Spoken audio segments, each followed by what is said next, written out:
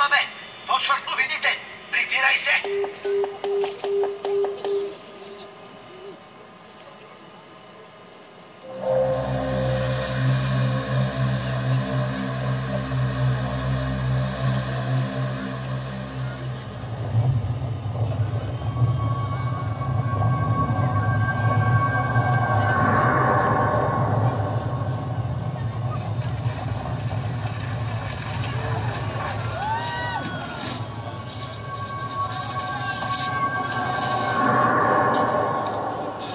Кой съм аз ли?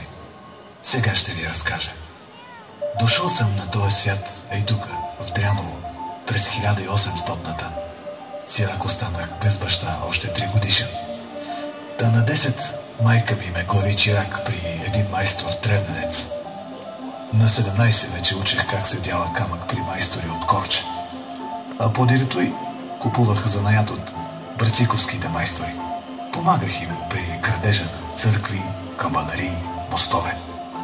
Калфа ме направиха на 23. А на 33 бях, когато ме препасоха за майстор. Отидох си на 81. Ама до тогава се градих. И много от той, що направих, остана. Ей, той е мост. Аз съм го градил.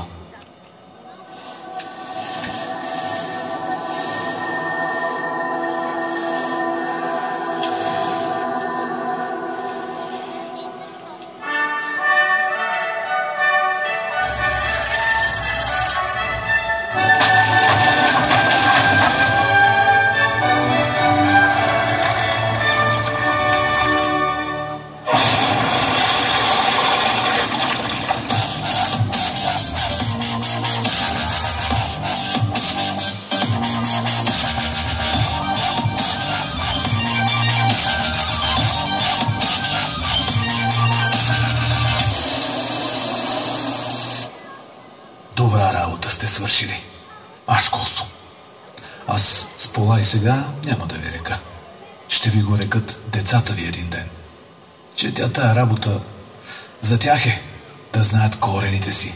Че корен нямаш ли, плод не връзваш.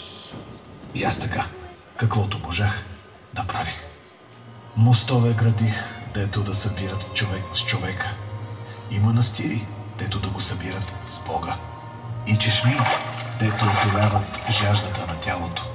И храмове, че да отолява жаждата си и душата. И кули за часовници, че хората все искат да уловят времето, да си подредят нещата на според него. Ама времето кой може го хвана? Него го няма. Времето е той да слушаш какво ти казва дървото и да накараш дървото да те слуша. И камъкът, и пръста, и водата. Да станеш едно с градежа и да го градиш тъй, че да остане.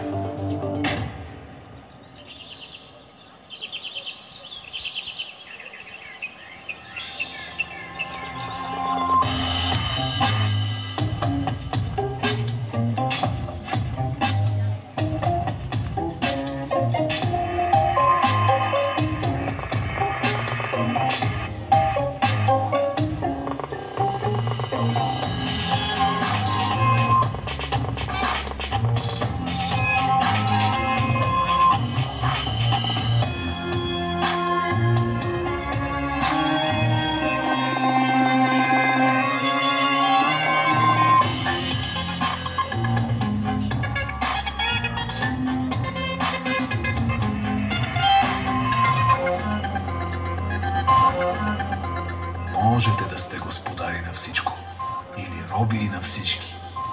От вас си зависи. Ама помежду си не градете толкова здовари, дето да ви делят, ами повече мостове да ви събират.